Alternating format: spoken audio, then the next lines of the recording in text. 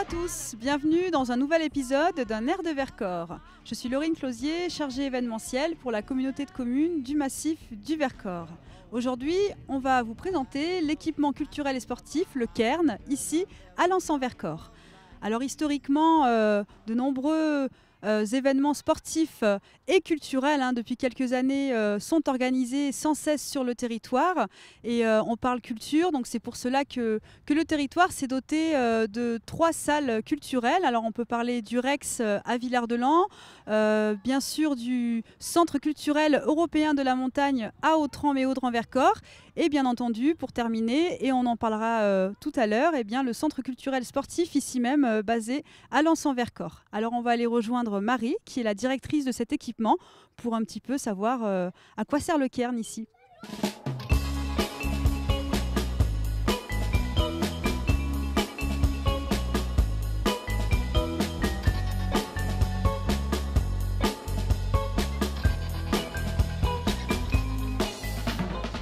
Alors Marie, tu nous accueilles ici au Cairn. Est-ce que tu peux te présenter et un peu aussi présenter la structure que tu gères ?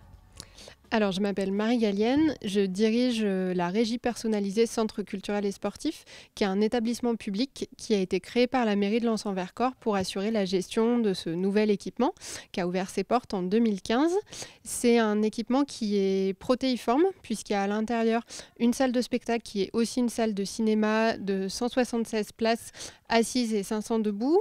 On a aussi une médiathèque dans laquelle on se trouve aujourd'hui. Il y a une salle de danse, un dojo, 2 salles de musique, une salle de réunion et des espaces d'exposition. Donc plein d'activités différentes qui s'y déroulent. Et il y a une dizaine d'associations différentes qui investissent ce lieu chaque semaine. Alors j'ai vu beaucoup d'enfants ce matin, ça fusionne, ça bouillonne, c'est super chouette. Il y a toujours autant d'enfants ici ? Alors là, on est mercredi matin, donc c'est un jour qui est très propice aux enfants. Mais par contre, le Cairn, ça bouillonne tout le temps, puisque la plupart du temps, tous les espaces du Cairn peuvent être occupés en parallèle. Donc avec un certain nombre d'enfants, mais aussi des adultes, aussi bien dans les pratiquants des activités sportives et culturelles que sur les spectacles, les séances de cinéma ou ici à la médiathèque. Et puis principalement des habitants quand même, à la fois de Lens-en-Vercors, mais aussi de tout le plateau du Vercors, et puis aussi des touristes pendant les périodes touristiques.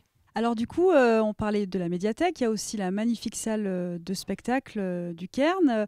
La programmation, comment ça se passe ? Est-ce que tu t'entoures de personnes ? Est-ce que c'est toi qui l'as fait toute seule ? Comment se passe une programmation pour une salle telle que le Cairn ? Et quels sont les objectifs que tu as en tant que directrice aussi sur cet équipement-là ? Alors au niveau de la programmation culturelle, les objectifs qu'on a nous, c'est d'une part d'offrir une diversité de spectacles et de propositions artistiques aux habitants et aux touristes qui viennent sur le Vercors.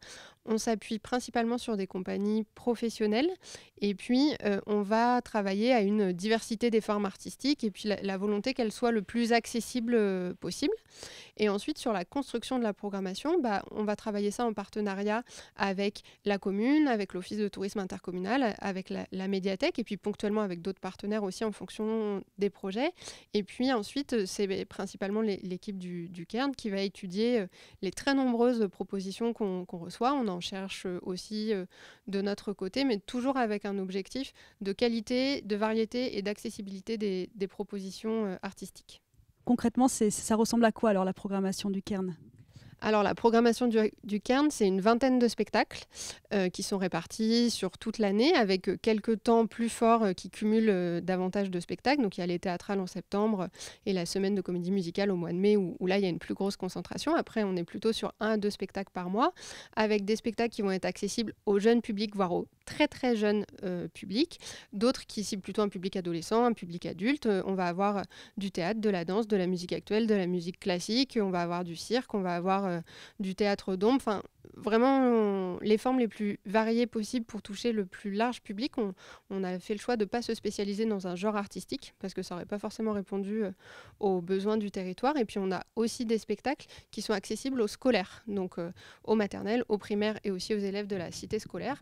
Et là on a une collègue médiatrice culturelle qui va intervenir en amont et ou en aval des spectacles directement dans les classes auprès des élèves, qui accueille les élèves sur les spectacles et qui anime ensuite des rencontres entre les élèves et les artistes.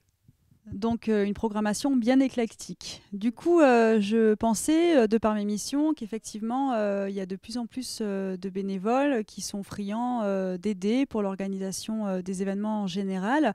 Et c'est vrai que de plus en plus de bénévoles d'événements sportifs rejoignent aussi les événements culturels de plus en plus. Alors la question c'était, est-ce que Marie, toi aussi, tu ressens cet engouement pour une dynamique de plus en plus culturelle sur le territoire ?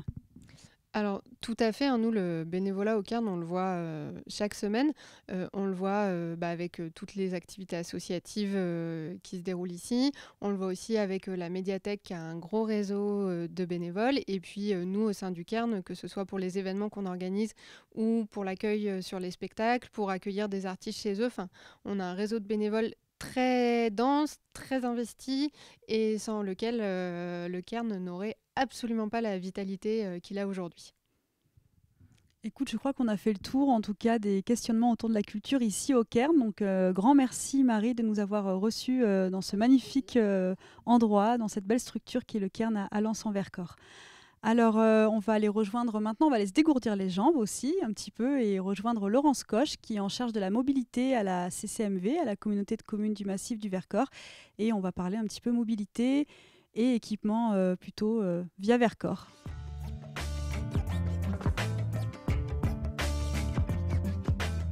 On avait décidé de se dégourdir les jambes, mais la neige s'est invitée. Donc on se retrouve ici à l'Office de tourisme de Lens-en-Vercors. Et donc Laurence, qui est avec nous, est en charge des mobilités à la communauté de communes du Massif du Vercors. Alors Laurence, en quoi consiste, qu'est-ce que c'est la Via Vercors ? Alors la Via Vercors, c'est une voie verte qui fait à peu près 50 km et qui relie les villages du plateau entre eux. Elle est réservée aux mobilités douces, donc non motorisées, excepté le vélo à assistance électrique. Merci beaucoup. Donc Laurence, tu seras la nouvelle ambassadrice et animatrice du prochain épisode, Un air de Vercors. Donc je te passe le flambeau. Alors, merci Laurine. Et donc je vous donne rendez-vous dans le prochain épisode d'Un air de Vercors pour découvrir avec moi la Via Vercors.